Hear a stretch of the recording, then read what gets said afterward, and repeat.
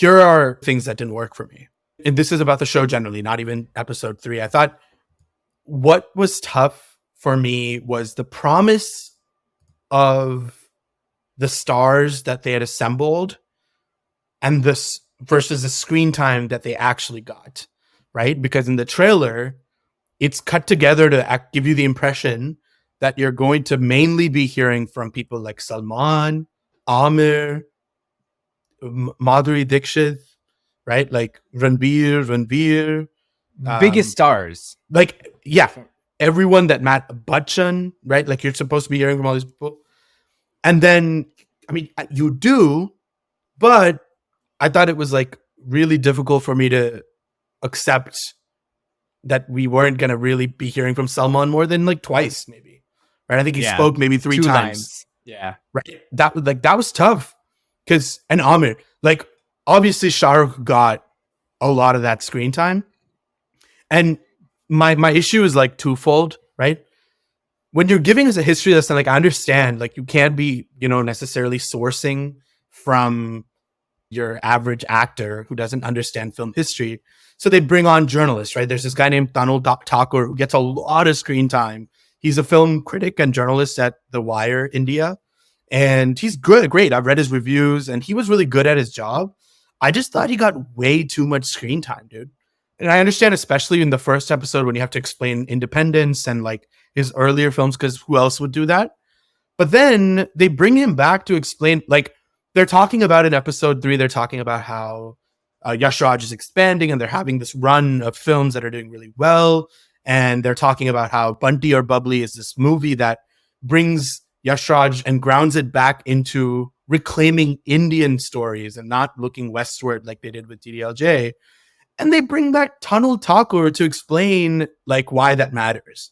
And I'm like, I mean, do you not think we could have literally found another more important person that you had promised us screen time with? Yeah, you had both Abhishek Bachchan and Rani Mukherjee as interviewees. He was actually in that section. I'm saying like someone outside who was maybe not even someone who was a contemporary, say for example, who was also looking, who was an actor in 2004, but looking from the outside in, I guess, like sort of like maybe wasn't doing well, or maybe was a budding actor at the time. Like when Beer came out with a debut 3 years later. I just wanted to hear from like stars. I wanted to hear from the people who run the industry, right? Same thing with Anupama. It's not even about Tanul Thakur. Like we don't need to hear Anupama Chopra or Tanul Thakur, all these film journalists, as much as we did, right? So that's one issue.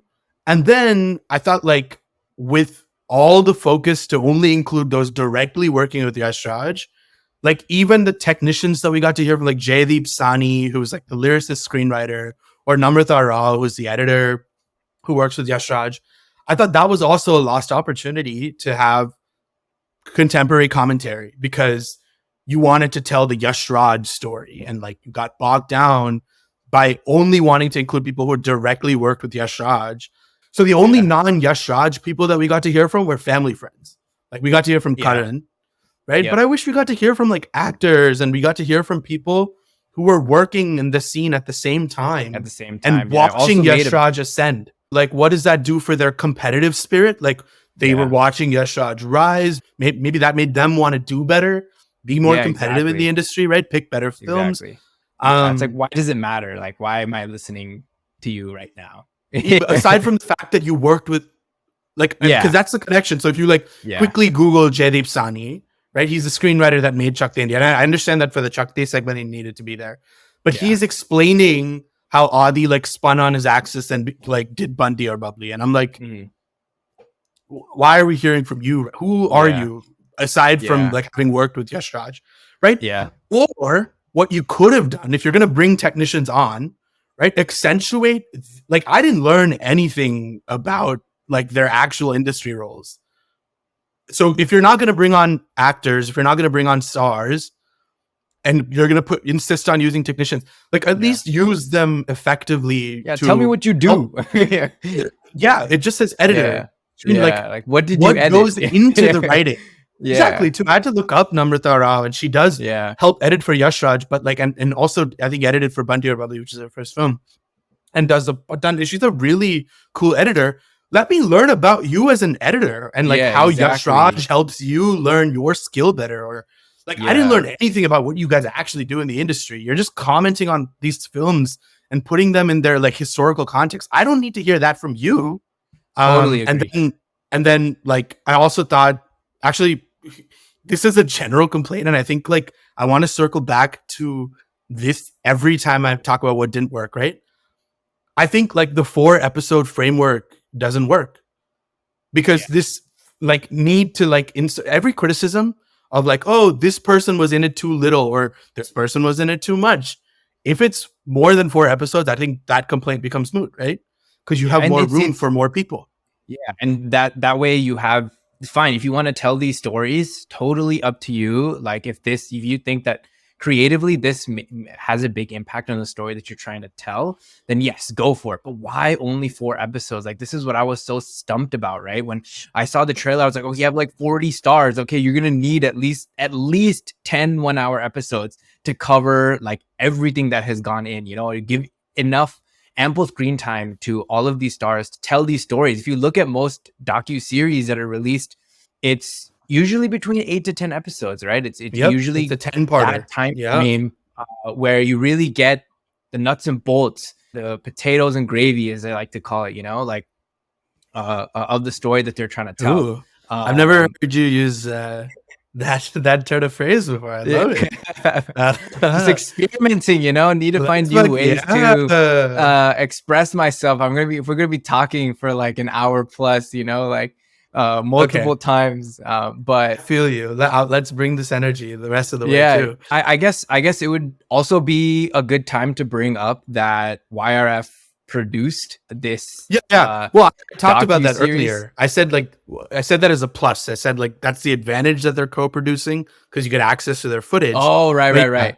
This is the negative, I guess. Yeah, they are co-producing. That's where you're lacking, right? Like you get 1 plus where you get access to this footage, right? But like they're so constrained to the story that we're telling, and they only give you access to what they really want portrayed, right? And I think we're gonna get a new word. What's the word? Hagiography. Let's go. Yeah, you were telling me about that. I didn't even know that was a thing. Please educate us. The way that we're using it is a biography that is slant in the story that is telling. It isn't necessarily truthful account, and it's a highly subjective version of the story that usually heaps praise on the subject of the story, and paints them in primarily a positive light, and dusts off a lot of the dust underneath the rug. A lot of the negative and more critical aspects might paint a more nuanced and truthful story, but doesn't serve them, right? So there's specific narrative threads that I want to touch on with like what didn't work, right? So like that's general, like the whole like screen time, whatever was overpromised, underdelivered with the screen time. The way that they analyzed the 80s was very poor, because I felt not that it was like untrue, but I felt like that the narrative was incomplete, which made me feel a little icky because it felt like it was willful ignorance, right? Yeah. So I just want to break this out. Like, what is the claim? What are they actually claiming? And correct me if I'm wrong, Himi, at any point. They're claiming, right, that Hindi cinema had a slump in the 80s, and the implication is that they resorted as because their films weren't working, they resorted to cheap action films that were like soulless and empty and like, according to them, artistically bankrupt, unlike the heydays of the 70s. And they say that the source for how they started making these movies and the inspiration was the South. They started making South remakes essentially in light of their creative drought, you know, and that's a lot of what they're referencing. And you mentioned that creative drought, and you also said, you know, they're crediting Yash Raj with pulling them out of that creative drought eventually. Were we even there in the first place? No, right. And I think you and I approached this in 2 different ways. I'm saying no because like the South, that is a misrepresentation of the South, and I think you might be arguing even that like maybe the North wasn't so creatively bankrupt. Right? Exactly. So let me do the South part. Let me just list some South Indian directors: Balu Mahendra, Bhardri Raja, and K. Balachandar. directors that came up in around the same time that Yash Raj came up, but maybe a little later, 60s, had their heyday in the 70s and 80s. In fact, Sridevi was discovered by Anil Kapoor in the Hindi cinema industry. She'd already been making tons of movies in the South, and also had already been acting in the North via remakes. Discovered her by watching a Tamil film called Moonrampire that Balu Mahendra directed. That was remade in 1983, starring Kamal Hassan, Sridevi, called Sadma. It's about this woman with a mental illness. And these are South Indian auteurs, and they're extremely, extremely well respected. These are Tamil directors primarily. I would even say like Mani Ratnam comes up in the 80s, right? So that's someone that's still relevant today. Made Dilse in 97, made Guru, makes all these great Hindi films that are even known today, but is one of the greatest Tamil directors of all time. Comes up in the 80s, makes a lot of great movies in the 80s. I would even say the Malayalam New Wave began in the 80s. There's a director named Bharadan who's credited, he passed away in the late 90s, but he's credited with making Malayalam New Wave cinema and what we actually even, I would say, know as quality Malayalam cinema today. It is part of that intellectual tradition. So for you to just like ignore all of that and cherry pick saying like, oh, these Telugu masala movies are soulless and they're misogynistic, I think that's really, really dishonest. And I think it's a disservice, Like, it does a disservice. Because and it's like, not painting the entire picture, right? It isn't. And right? It relies heavily on a stereotype. Bro, we hear about this today, like that they're derivative, and it's a lost opportunity to engage with what's happening right now. Like, this ignorance is actually what's contributing, I would argue, partly to the failure of Hindi cinema reaching its audiences. Why would you put something in a box when it's better when you open up that box and things become effusive? I'm sure Yash Raj knew about these directors. Like, given the auteur and the mind that he was, you're not even going to like try and engage that possibility that like he might have thought about these directors, and like just maybe ask Adi a question about it. Or this is a problem. We also don't know how transparent like the research and all that was.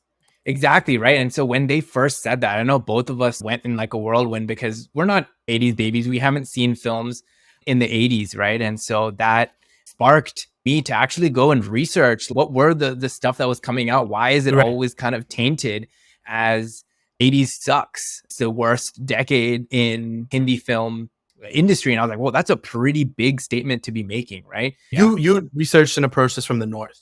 Like, what did you find? Exactly. And so there's this one movie that particularly stood out to me. It's called Sparsh by this director named Sai Paranjape. And it has Nasiruddin Shah and Shabana Azmi. And it's a beautiful film. You know, Nasiruddin Shah plays a blind principal at a blind school, and Shabana Azmi plays a sighted teacher at that same school, and talks about the intricacies of loving without seeing and how the feeling of touch becomes so much more significant without the use of, sight. And just hearing about that, I was like, oh my God, like that's such an interesting, unique topic that I would love to explore and go back to. And one of the craziest facts actually that kind of blew my mind was a lot of, film fanatics actually say that Al Pacino saw Nasiruddin Shah's performance of a blind man before he played Lieutenant Colonel Frank Slade in A Scent of a Woman in 1992. Which won him famously the Academy Award. Yep. Exactly. Yep. And so it's stuff like that where it's like, wait, like, that's so fucking cool, right? Like, where is the mention of that? The issue here, like, and I want to make this so very clear, they're not wrong. Like, and it's also subjective. Like, if you didn't like the 80s, you didn't like the 80s. But for you to like not engage with some of these other countervailing narratives, right? So, because if you don't engage with this, like, I don't know how much of it you don't know. Is it willful ignorance? Is it just general ignorance? Right? Make your argument stronger. If you really believe that the 80s were bad, engage with these other counter facts. Yeah, and again, exactly, like I said, we're going to circle back to that first argument. 4 episodes. Yeah. Just imagine if this were 8 to 10 episodes.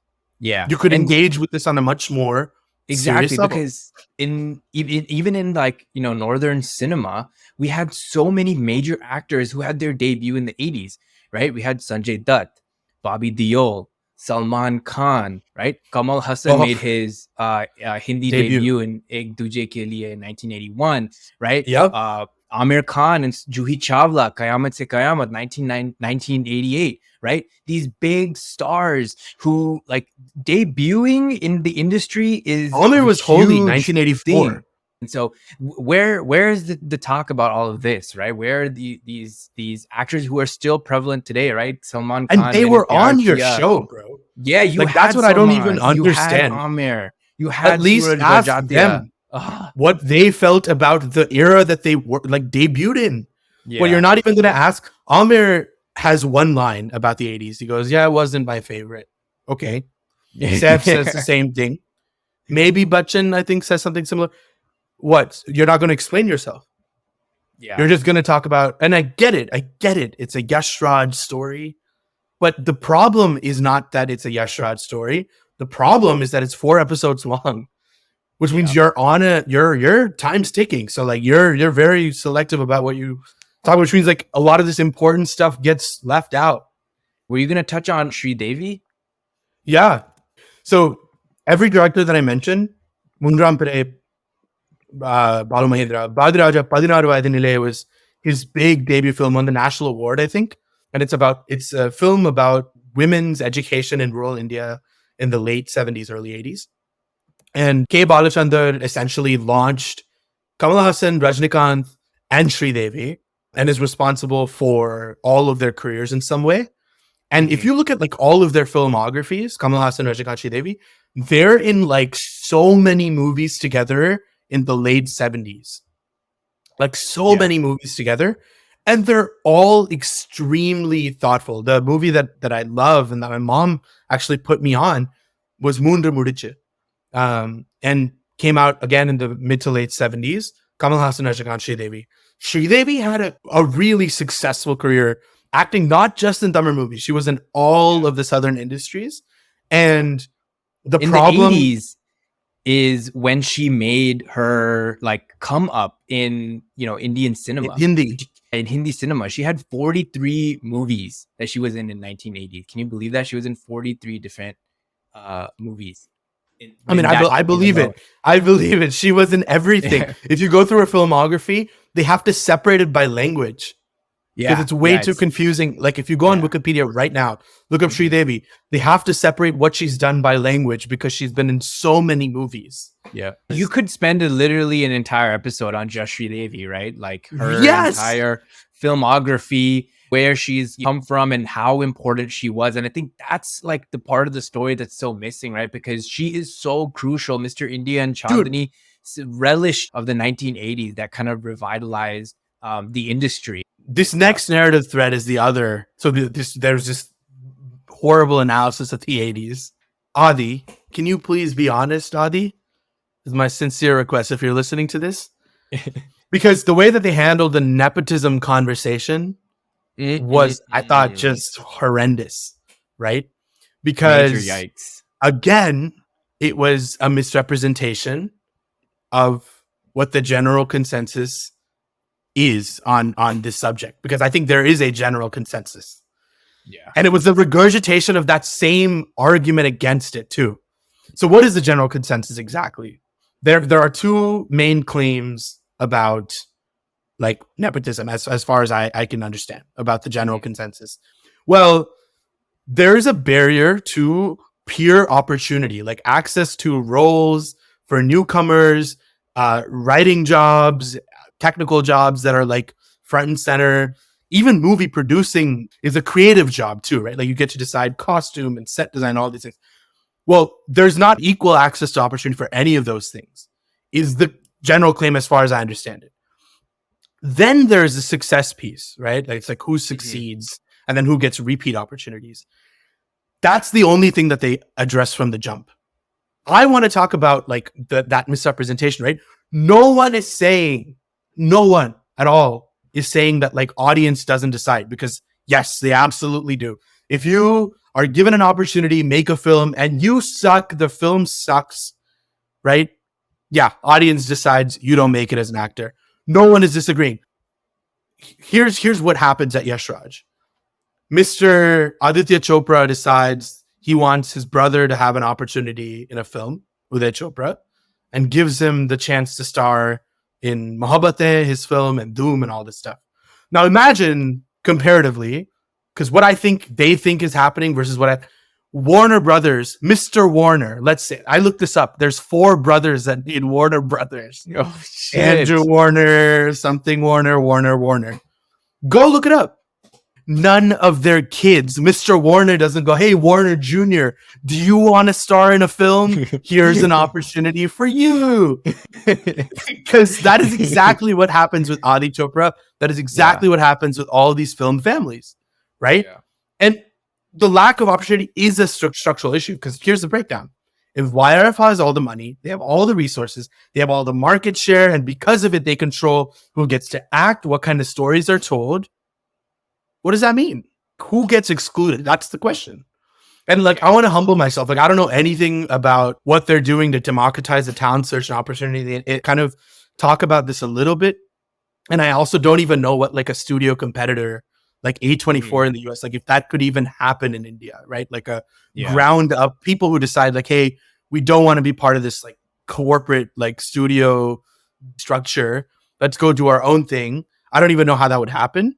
But like, what's the solution? I would love for them to talk about it, right? To even like address be transparent. That issue, to let us know that you are aware of what's going on, right? You have an understanding of the central complaint that we are after, and talk about it from that perspective and where you are trying to take it, right? Like, it's fine and understood that nepotism happens in every industry. Yeah, we understand that. Okay, like everyone keeps saying that. Like, that's not the most hilarious thing that they keep bringing up is like a cobbler's son becomes a cobbler, and a jeweler's son becomes a jeweler. It's like, yeah, but like not when it's a corporate. I mean, you know, does that make? There's no class analysis. There's no understanding of like, what does you monopolizing an entire industry look like, and how does it prevent good art from being made? And it shows a general lack of understanding of how other film industries also work, right?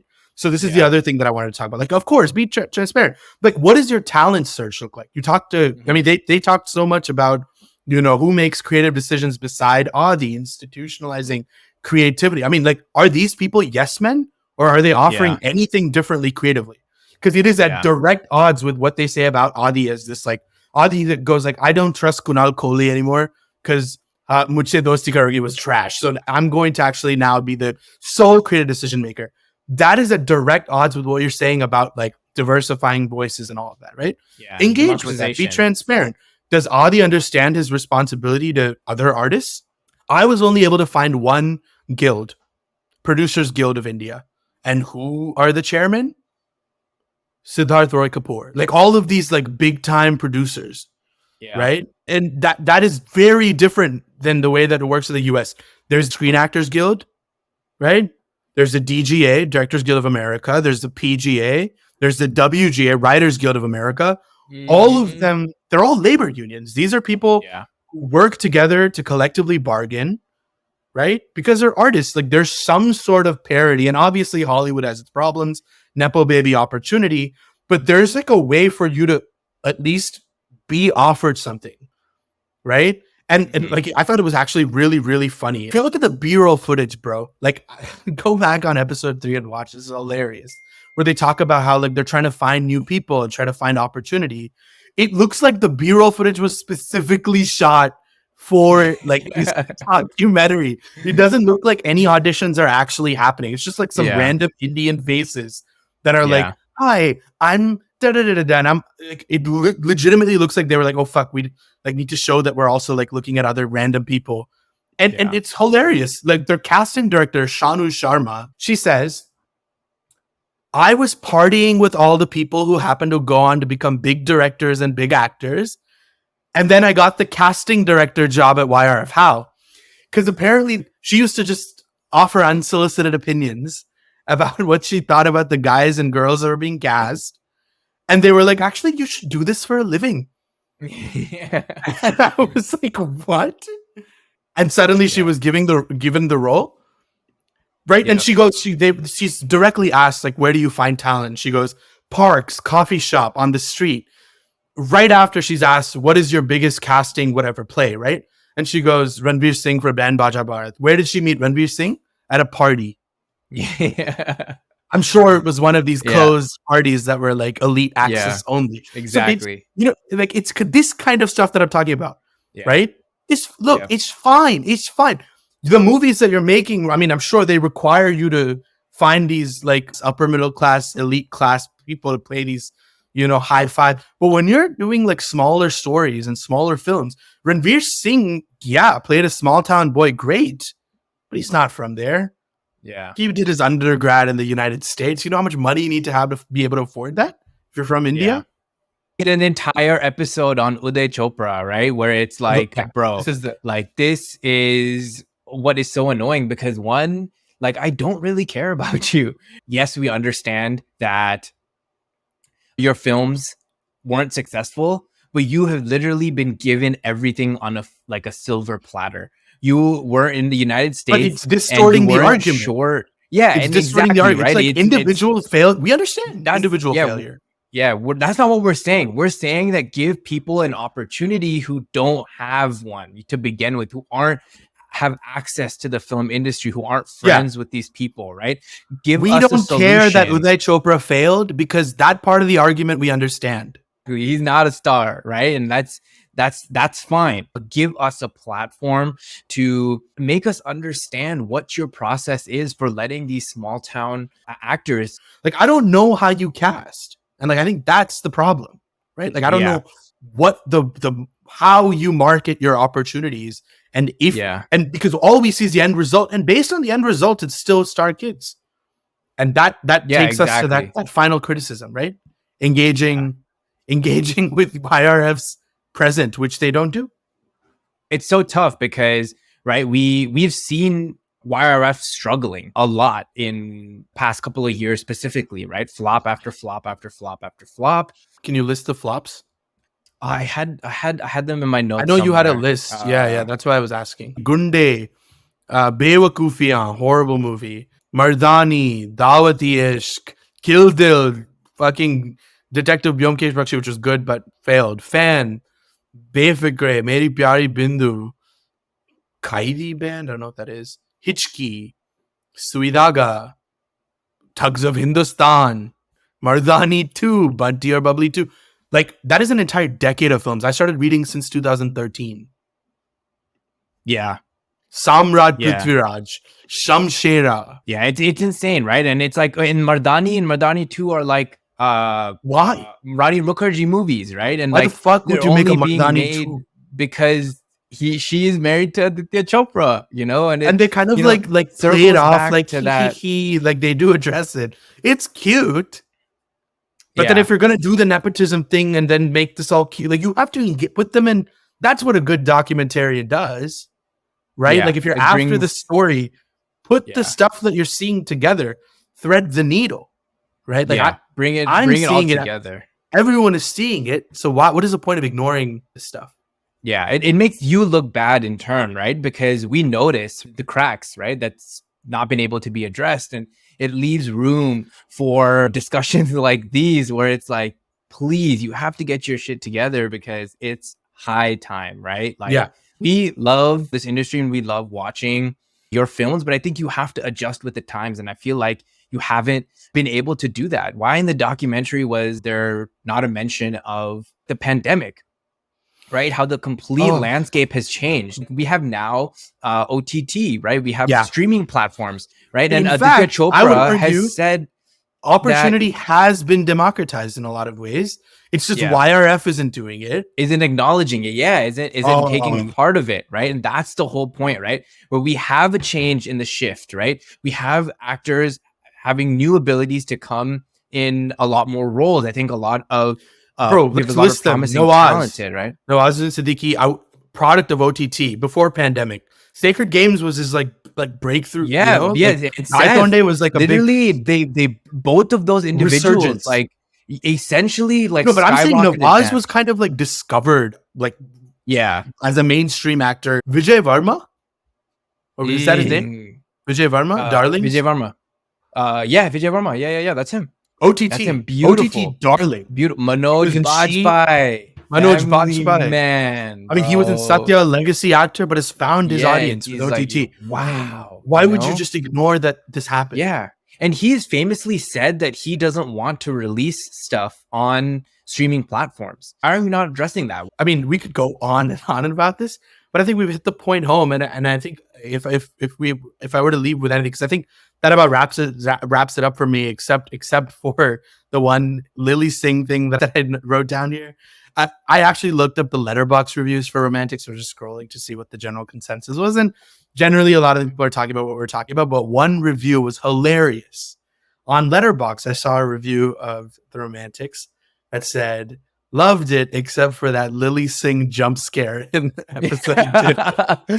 She comes out of nowhere, right? Okay, so, and I think that's where like the issue lies, right? Moment I saw her, I was like, yeah, this is for Indian Americans. That's tough. Exactly. And it makes sense, right? Because you're releasing it on Netflix. Not like most middle class families in India, or most families in India don't have access to Netflix. Yes, agreed. But Lilly Singh is a very specific move. Yeah, exactly. Right. Like it's here. You got to be an Indian American raised in America to really understand her prominence and make her feel like, okay, this is.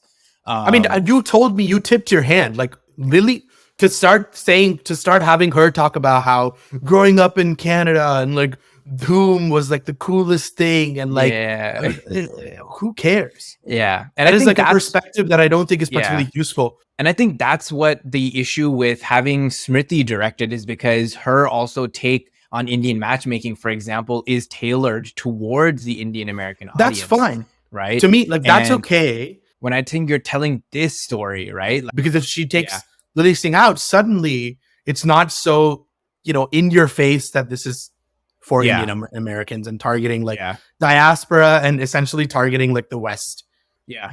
And now you've really tipped your hand, because of course you're not going to do all this, due diligence about Sridevi, the South. Because why would you? Yeah. Why? Right. And then again, I go back to the 4-episode framework.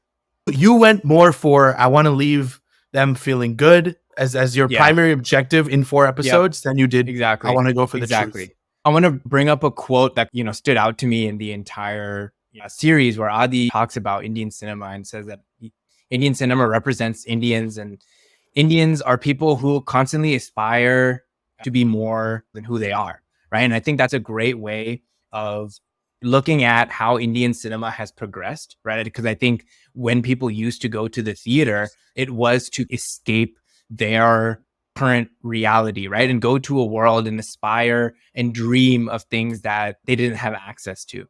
Right. And I think in doing that and making this docuseries in the same way that you would make a Bollywood film, for example, you are leaving out the truths, that are so crucial to understanding the bigger picture, that we need to, one, appreciate the films that were made and truly understand why the films are the way that they are, right? Because I think more than the successes, it's the failures that represent what brings out the narrative of change. Because, it's this old saying, if it ain't broke, don't fix it, right? And I think that's the mentality that a lot of the film industry has had, where it's like, until they mess up, until they get disastrous flops, and they don't change. I would argue in YRF's case, when they fuck up, they pour money into the same BS ideas. Yeah, like, they got lucky with Pathan. They got lucky with Pathan, and I would argue they piggybacked off of Shah Rukh's stardom, and brought them back, because they were struggling, to say the least. Bro, Shamshera was ass. Like, I don't think we talk about it enough. It was forgotten in this like 15-second attention span culture that we have. Yeah. Oh my God, a stinker! It was so brutally bad. Yeah. Right? Whoa. How do you feel? Let's just check it. How do you feel? I feel good. I feel really good. I feel really good too. And we did a really good job of nailing in and bringing home all the points. I mean, I'm going to let the audience decide we did a good job. I feel satisfied though, personally. Yeah. I feel good. I feel satisfied. Yeah. It feels good to let it out, because we have been talking about this and sitting with it, like that's like the hardest thing. If that like I think we were talking Bro, about this earlier. The truth sets you free, and so I the truth. finally. Well, the truth sets you free, and also like I mean, we tried to record last Friday. I was like getting ill fast, and I just recovered yesterday, and Yeah. I was still gonna go through with it. And Yeah. some mess up with the camera. My MacBook froze. I hadn't saved the script. The script that I had worked on for 4 hours wiped when I rebooted my Mac. Brutal. I immediately went to sleep. Yeah, like Yeah, it it it's was just been tough, but I think it's all led up to this this moment. I mean, we're still not colossal. done yet. Yeah, We're still yeah, not this- done yet. Thanks so much for tuning in to part 2 of Yappy Yar's discussion on Netflix's The Romantics. And get excited for part 3, where we recreate our own version of The Romantics and talk about Ranbir Kapoor's latest, Tu Jhuti Main Makar.